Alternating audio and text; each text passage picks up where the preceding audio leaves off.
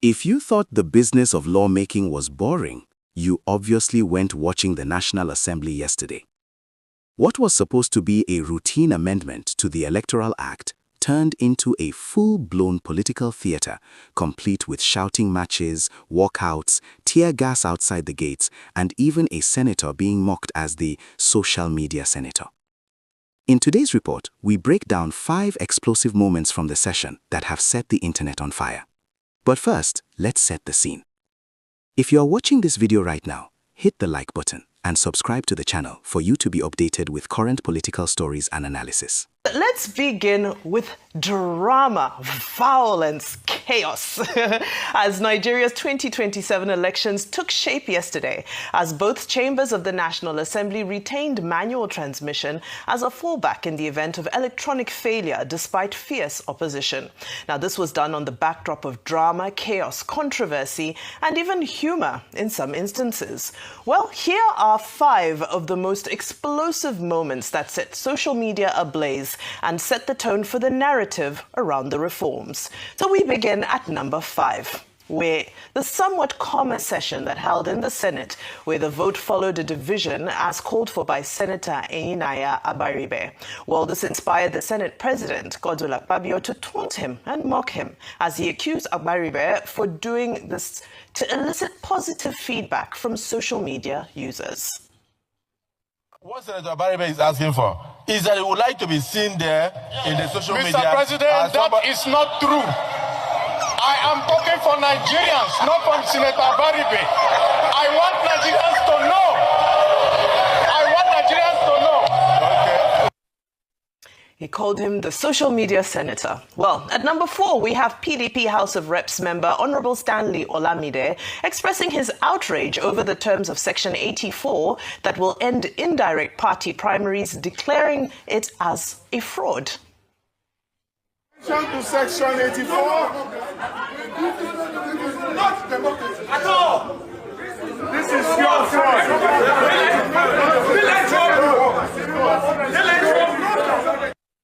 Well, at number 3 is the moment the Speaker of the House, Honorable Tajudeen Abbas, affirmed the motion to rescind the Electoral Amendment Bill as passed on December 23rd in the House of Reps, and this was in order to align with the Senate's position on the bill.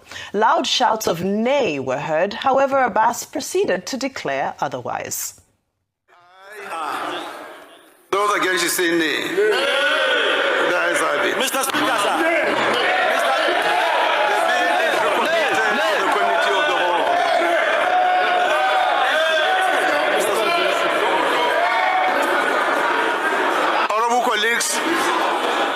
We just observe some few minutes.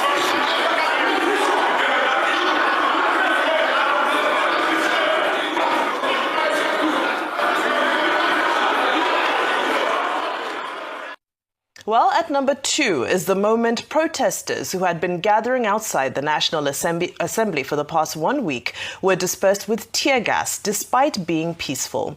Activist Omoyele Shore was amongst them and detailed how he felt that this tear gas was more intense than the usual. We were poison gassed. We were gassed with a poisonous gas. It's not a tear gas. Anybody who witnessed it, was it tear gas? No. It was a poison gas that was released from a canister that was carried by a policeman who has now run inside. You know, Erufai was saying that they imported some colorless, odorless gas. Maybe this is the first place they want to come and use it. Yes. Well, any guesses for what's at number 1?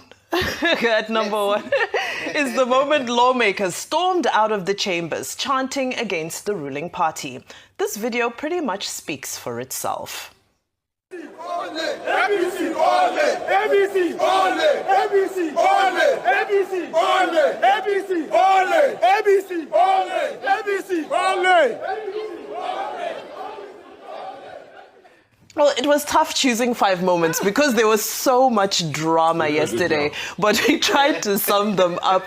Maybe shall we begin in Abuja with Dr. Abati? Your take, again, there were so many moments, but what grabbed your attention?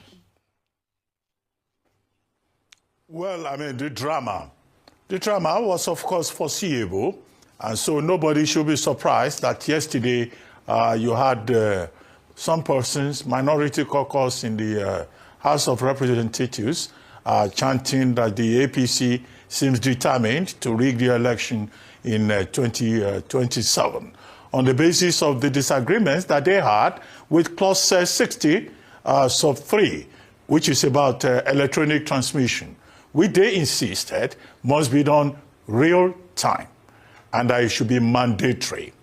Now, again, the other issue that they disagree with had to do with Clause 84, which has to do with the mode of primaries, with the amended copy talking about direct primaries and consensus, whereas the minority caucus insisted on indirect primaries, whereby, outside external bodies will not be able to dictate, but, there will be internal democracy within the parties. Okay, the failure to achieve their objective, in fact, led to their walking out in protest. And then in the Senate, the contentious part of it was the division that Senator Abaribe asked for, as you pointed out. Eventually, that was allowed. But the contentious issue was Clause 60 and also Clause 28, which is about date. Okay, there was no contention over Clause 28, which is the reduction of the dates before commencement of elections from 360 days to 300 days to give, the INEC room for maneuvering with regard to the election coinciding with the elections with Ramadan. However, we've not seen the end of the drama. As the Senate President summarized, well, the minority figures, they, showed courage. But the Senate President says, well, what has been done is innovative. But whatever it is when the law is tested that we will see the outcome. And you can expect that in 2027, the drama that we saw yesterday, there will be even more drama before then. I asked Mike Guinea, former resident electoral commissioner, what he would recommend to President Bola Ahmed Tinubu. And he says that, in fact, President Bola Ahmed Tinubu should not sign this bill as proposed, because that's the next stage now. Will the president grant his assent? That remains to be seen. I go back again to Guinea. Rufai asked him a question, and I would have wanted him to clarify it. When Rufai asked, will IREF be justiciable? And he said he disagreed with the decision in the matter Atiku versus INEC, presided over by Justice Okoro. However, it needs to be reminded that a subsidiary legislation, the guidelines and regulations, cannot override the main act. And that is the decision of the same Supreme Court in Jagade and another versus INEC and another. So a subsidiary legislation cannot override. That was the decision, Agim, JSC, in that particular case. Well, like you said very aptly, Dr. Abati, there's going to be more drama. Very quickly, Rufai, because earlier in the show I'd heard you speak on Senator Abaribe and the fact that, he stood his ground. And now he's being taunted for that and they're saying social media senator. But is it not Nigerians that are on social media anyway? And, social media being a tool that is now being used to hold people accountable. So even if he's a social media senator, I don't think that should be an insult. I think it shows that he's accountable to a constituency.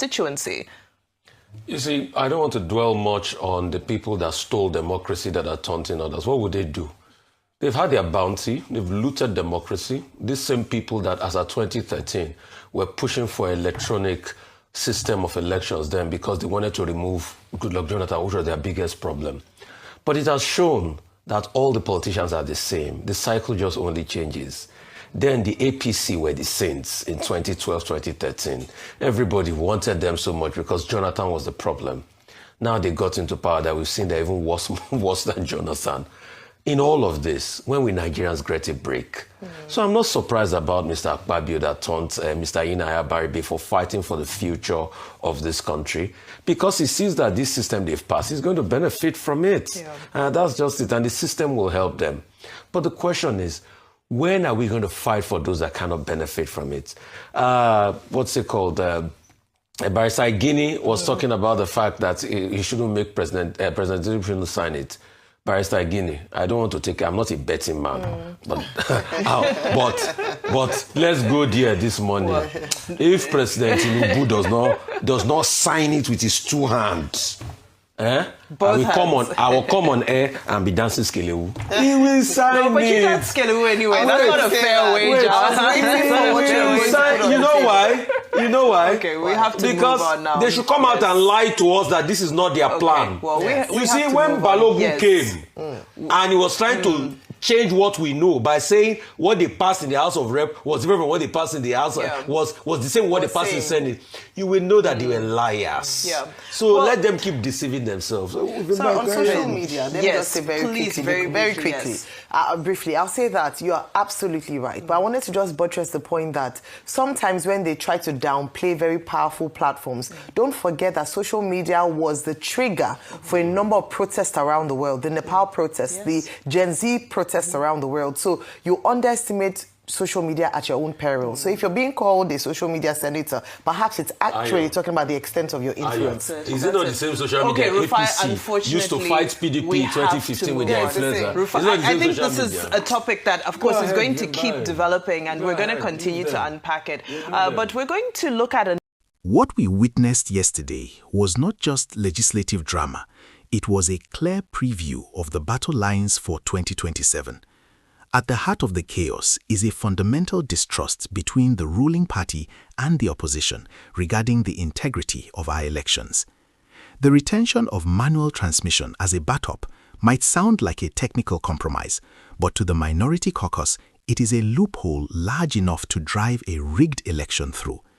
The walkout by opposition lawmakers chanting against the APC was symbolic, but the real war is being fought over public perception. Senator Abaribe being labeled the social media senator is a telling moment.